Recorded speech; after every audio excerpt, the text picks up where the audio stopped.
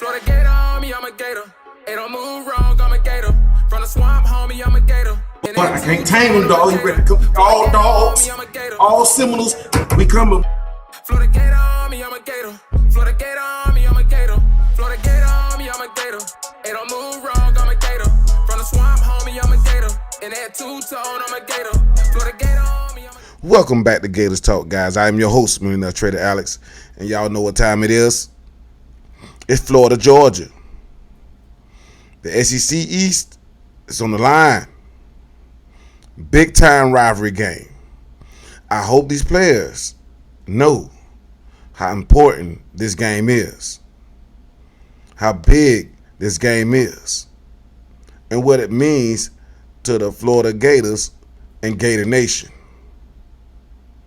Do they know what it takes to go take down the Dogs, the number one team in the country? Do this young team have what it takes, and the physicality and the resiliency to take down the number one team in the country, the Georgia Bulldogs? Can they do the unthinkable? Can they slay Goliath? We gonna see come Saturday. But we coming off the bye week. Have we done enough in these 2 weeks of game prep and recovery to challenge the Georgia Bulldogs coming down in the world's largest cocktail party? Have we done enough over the span of 2 weeks to make this game competitive or possibly get it upset? We're going to see come Saturday. But a few things that I wanted to see happen was that we shore up the offensive line. Kingsley Eguakun will be returning back on the roster. Andy Jean will be back. So we got a few guys returning back for this game. We'll see how much of an impact they be to the team until Saturday. Hopefully, Kingsley is fully healthy so he can run at 100% on Saturday. He can be very physical down in the trenches and get these guys lined up and get the right calls and quarterback that offensive line to a victory. Well, at least to running the ball and being physical and great pass protection. Can we see everything? He's haven't been on the field. He played one game all year. We don't know if he got acclimated back to the game. We don't know if that happened. But we'll see come Saturday. See if he's ready to play and go not take down the Georgia Bulldogs. Hopefully we fix the procedural penalties, because we can't have that this game. This game, every play counts. We can't give away yardage. We can't do that. Not you're going to go in and take down the number one team in the country. You can't do that. Arlis Borderham, last 2 games, 12 catches, 154 yards, averaging 12.5 yards per catch, 3 touchdowns, and a long of 24. And that's 2, I think he had another catch for 23. Arlis Borderham has been a weapon for the Florida Gators for the past 2 weeks. Can we get him the ball a little bit more, or really just design a few plays to get him open so he can affect the Georgia defense and attack the Georgia defense? Can we get some production out of him more? Trey Wilson, he's back healthy. Hopefully he'll get a few more touches. We know he's a little light.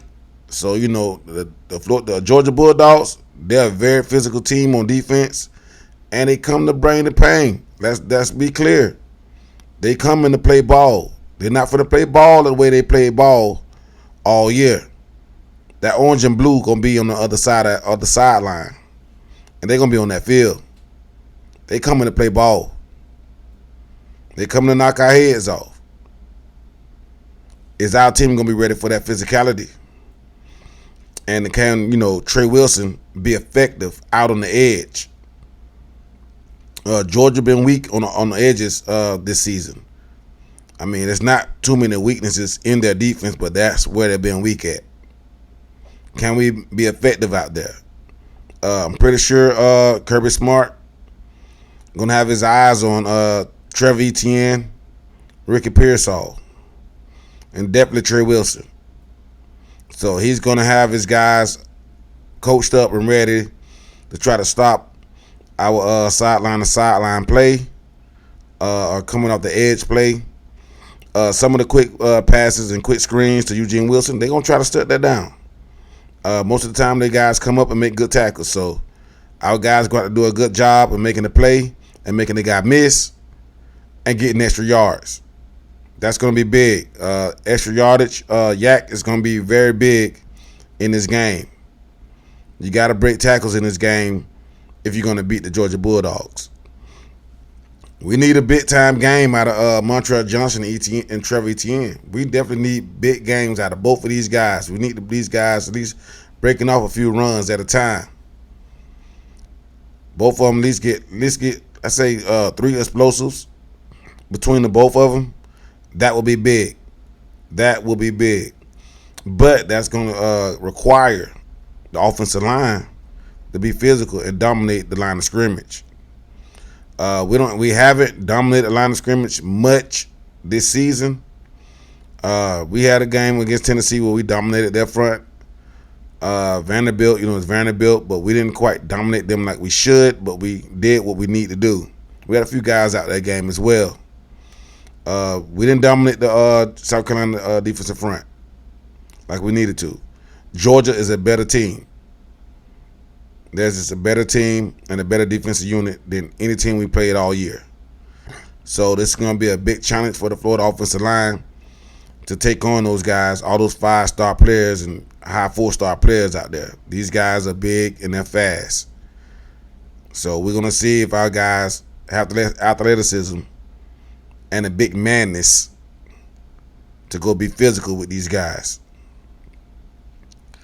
Now, can we get I think Billy Napier need to unleash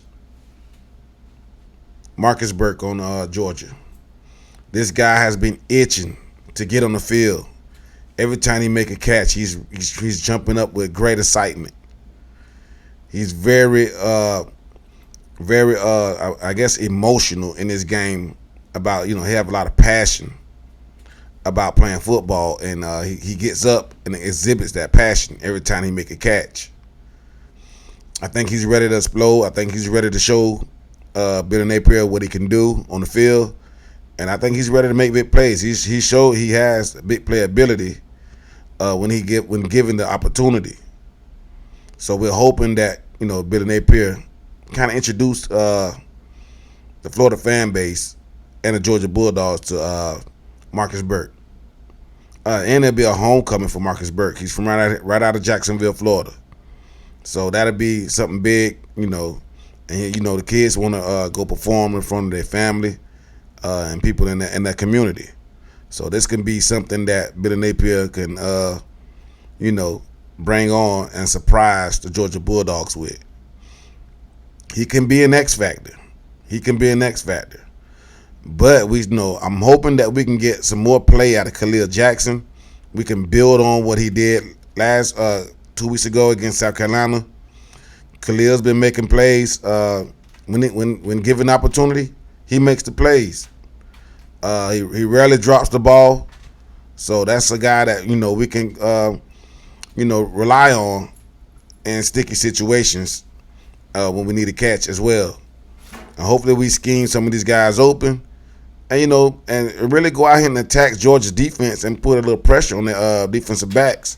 Even though their defensive backs been playing very well this year. I think they're the number 1 pass defense in the SEC right now. So these guys don't give up a lot. But if you can, attack these guys and make these guys think in game, I think you can force these guys to make a mistake. And, we can have a big play out of the situation. But that's going to be on Billy Napier to see if they really challenge those guys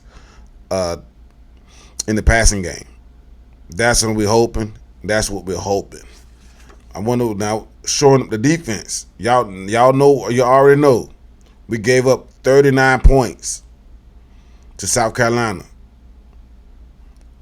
Kentucky. They ran up and down on us on the field. Just did what they want to do on the ground. Now, our defense performed better since that game, but that was Kentucky. Georgia mollywopped these guys. Just to be plain and simple. They dominated these guys from first quarter to the fourth quarter. And Georgia's a lot better than Kentucky, and they seen what they did to us. Y'all seen it for yourself. Everybody remember that game. I know you guys try not to remember that game. I get it. It was horrendous. It was horrible to look at, but it happened. So are we doing enough to shore up our defense? Shamar James and Scooby Williams is going to be vital to this defense. If we're going to win this ball game, those guys have to play well. But the thing I want to focus in on is in-game coaching improvements. We have to be able to coach well during the game. The coaching doesn't stop just off the practice field. The in-game coaching must happen. The adjustments must happen in-game. If these guys ain't ready to play, pull them out for a play. Get his mind right. You got to let him know what type of game this is and keep your head in the game and play assignment football. That's a must. That is a must. But run fitting the gaps, we got to get in our fits. We can't be not out of position. We have to get in our fits. In this defensive scheme, that's part of the plan. Run fitting is part of the plan. Be where you're supposed to be at. On run. Diagnose the play and get there. That's what's supposed to happen. They was doing that early in the season. But I don't know what happened. They're not diagnosing the play fast enough. But I get it. You know, these are some young guys. They do have a little bit more development to go. But right now we're in the season. We need you to pick it up. We need you to pick it up, guys. And don't forget, we're rooting for you now. On Saturday, we're rooting for you. These are things that you can do to be a better player. And shoot, doing these things that I'm speaking of does give you a better chance to make it to the NFL. Just letting you know. So this is not negative talk. This is positive talk for you guys. And I'm hoping y'all take heed on this. All right? But you got to pull some of these players out the game sometime. They got to understand what's at stake. They got to understand the assignment. They got to understand they got to be disciplined. We'll pull you out the game if you're not being disciplined. Now, if you make a mistake running full speed, that's a great effort. We don't mind that at all. You did that. You made a mistake at full speed, but that's how you need to make it. But we need to minimize that. We definitely need to minimize that. We know you guys are young. Continue to work hard in the classroom, and translate that to the practice field. We're gonna translate that to game day. Let's make sure everything translates on each level. But we do need to, as far as the in-game coaching, be better with technology that we have available to us. I mean, we got plenty of things at our disposal that can help these kids on the sideline see what they need to see and make the right reads and see what they did wrong so they can right their wrong in game. We got to make sure we're able to do those things. I don't know if it's going to be an assistant coach that get over there on that chalkboard or bring out that notepad or that tablet. We gotta do something. We gotta use what we have available, and if we don't have it available, we need to make it available. We have enough money in this program to get the right things that we need. But in-game coaching must happen. It must happen. That would be Bateman. Bateman had to do a better job of in-game coaching. So does Sean Spencer. Those guys got to get better with in-game coaching, and so the whole defense. Just to be real honest, just not to, name call these guys. The whole defensive coaching staff need to do a better job of in-game coaching. And I'm pretty sure they're doing the best they can. I'm not going to even try them like that or make it seem like it's that. But I know they're doing the best they can. But it's always room for improvement. It's only going to make you better as a coach and create better opportunities for you. But in this moment, we need you to get guys to get better. This is a big ball game, and you know how important this ball game is.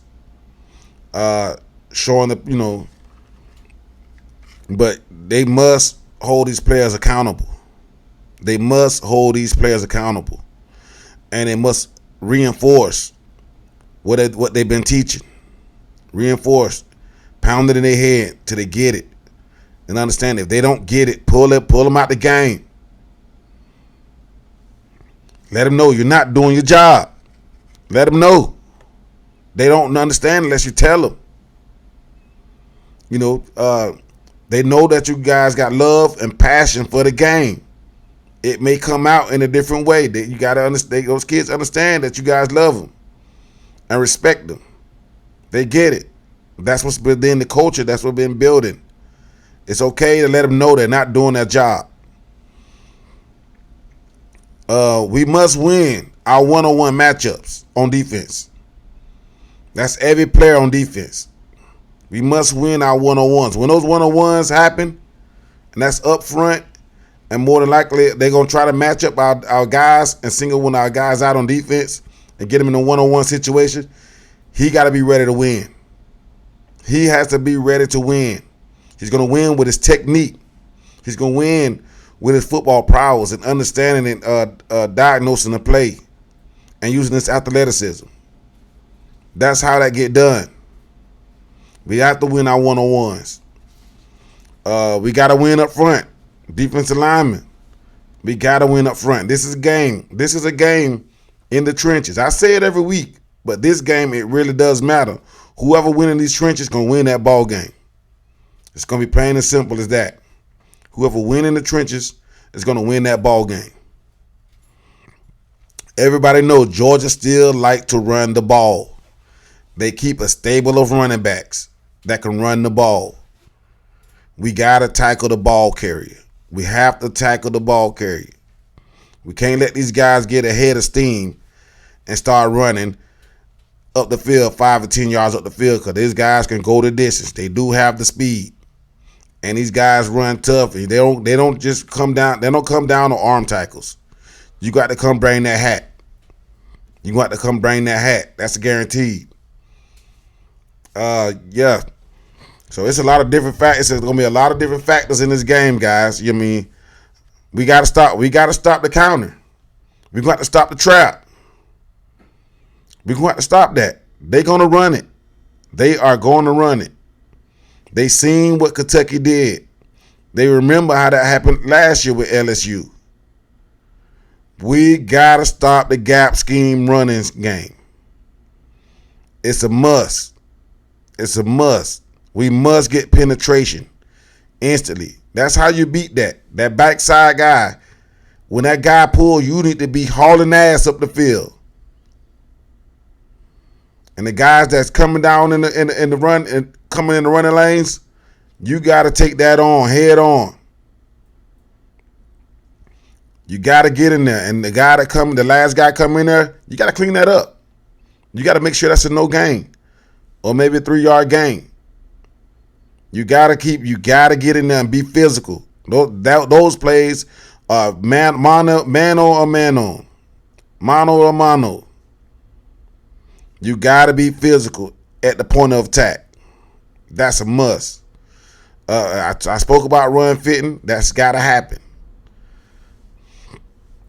But we got to get pressure on Carson Beck.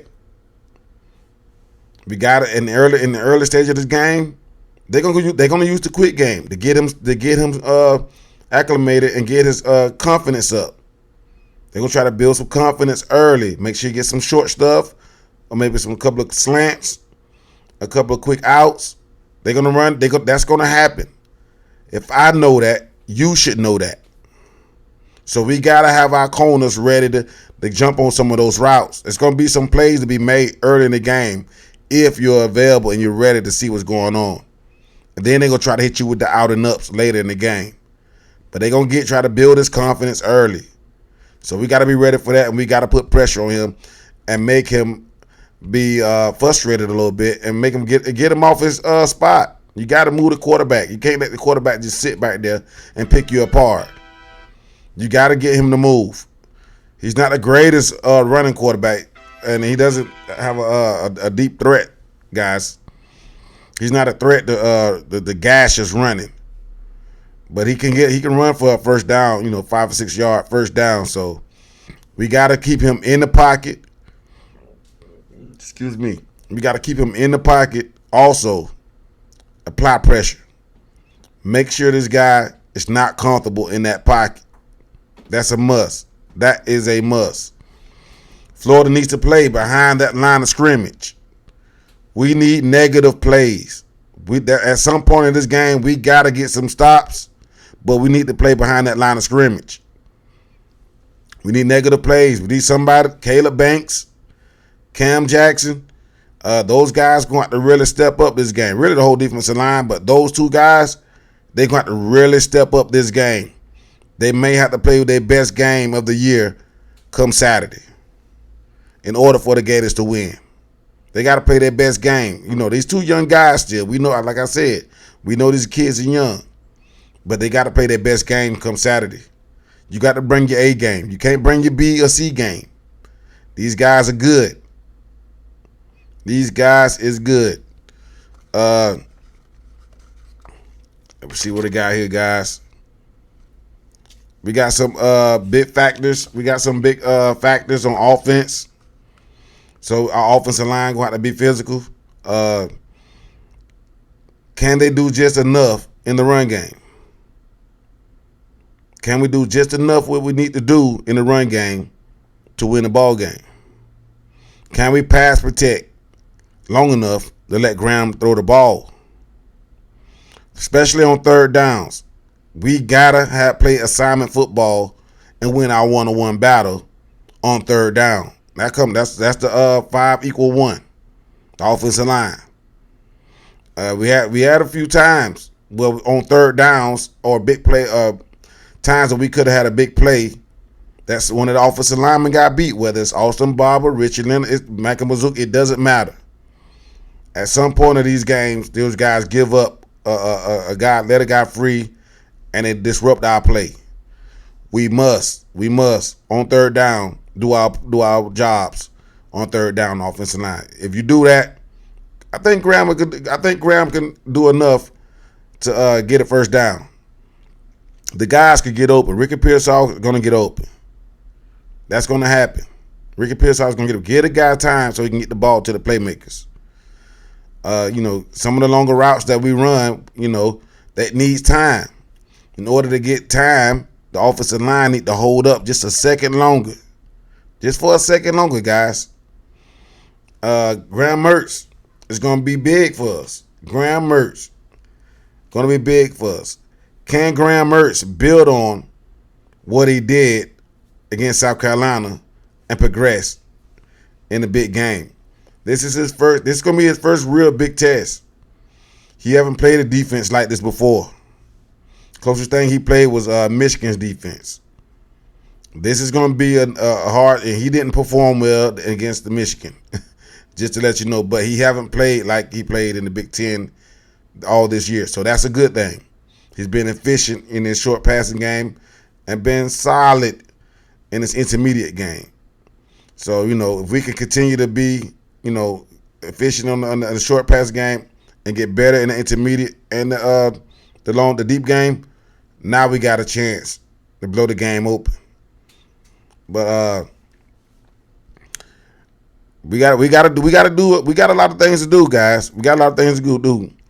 But we got to test them. We got to test that Georgia secondary out, man. We got to try them deep a few times. I don't know who we're going to use as a deep man. Probably Khalil Jackson, of course Eugene Wilson. We'll see who we got. Who can really challenge those defensive backs and really make those guys get out of there. So we're gonna see what we can do, but we gotta execute on third down, guys. We're gonna have to execute on third downs. Then we're gonna go back to the defense, guys. So another thing I did say, we gotta be a defense that attack. We have to be a defense that attack. We gotta get to the ball carrier and gain tackle, because open field tackling is gonna be important as well. But if you can at least hold a guy up, the other guys are coming. The other guys are coming. Can we get one of our guys on the defensive front to have an all SEC performance that day? Be player of the week in the SEC. Can one of those guys give us an all SEC defensive performance against Georgia Bulldogs? We don't know who they is. Could be Princely Umamian. It could be Cam Jackson, a very disruptive player now. Can it be Chris McClellan? We don't know. But that's another guy we're going to need to step up, so well as Jamar Lyons as well. Tyreek Sapp, can he be that guy? Can he have a passionate performance? We don't know. But though we definitely need those guys to step up. Like I said before, linebackers is going to be key. But we haven't spoke about those defensive backs. Jalen Campbell, he going against his old teammates. We're going to see if he's ready to take on the Georgia Bulldogs and really challenge those guys and really get after it. Y'all know about Gator. Get after their ass. Y'all know what time it is.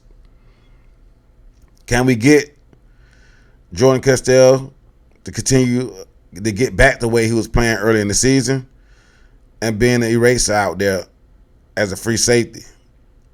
He did the best he can as a tackler. He's still a freshman, a true freshman. So, he'll end up getting better and he'll end up getting bigger as time go on. But Jason Marshall, we're going to need a big game out of him. Can he be the guy that we thought he could be? Is he going to come out this game and do a great job on the edge? Is he going to be physical when it's time to tackle out there on the edge? Because they're coming. They're going to try him. They are going to try him. They're going to see if he's ready. You better be ready, boy. You better be ready. But Jay, they're gonna really test our defensive backs and see what they got. Jadon Hill's been playing solid all year. He's been having a pretty good, solid year. He haven't gave up too many explosives. He had a few plays he gave up, but not for any touchdowns. So he's been doing good all year long. But we definitely need to keep, when playing Georgia, you need to keep everything in front of you so we can come up and make a tackle. That's what's got to happen. So, we already know Brock Bowers is not playing. So that's a big weapon that's not playing. But you don't discount all those other players. Georgia been getting 5-star and 4-star guys for the past 5 years. So they got talent. They have talent, and those kids, been in the program to understand what they got to do. So we know that. We already said we got to start those running backs. They think Kenny McIntosh is back to full health, so he's gonna be ready to play. Some guys, it's gonna be a guy ready to step up and get some of those snaps that Brock Bauer would normally get. And so we don't know who those guys gonna be, but come Saturday we will find out. But they're gonna be ready. They're gonna be ready, and we don't know who it's gonna be. We don't need to have nobody out there being an all SEC performing against us. We need to have our time. This is the Gator time. Y'all know. But I'm going to give you guys the keys to the game, guys. Keys to the game. We must win the line of scrimmage. That's one. That's the first thing. We must win at the line of scrimmage. 2, we need to get stops on third down. We need to get them off the field on third down. And 3, We need to start fast, just like we did in the South Carolina game and that Tennessee game. We need to start fast. Make sure we go right on down and put it in the zone. But we got to start fast on defense as well. Let's get them off the field. First 2 series, we need to get them off the field. We need to get TDs in the red zone against Georgia. You don't want to do a lot of kicking against them. Let's get touchdowns. That's number 4. Let's get touchdowns in the red zone. And the 5th key of the game, we got to play a clean game. No turnovers. No procedural penalties. No shank punts. No 10 men on the field. We need 11 guys out there. If we can do these things, Florida Gators will be victorious. They will be victorious. But that's all I got for you guys. Make sure you like, subscribe, and comment. Let me know what you guys think. Tell me your prediction. I'm out of here, y'all. It's all about the orange and blue. Go Gators.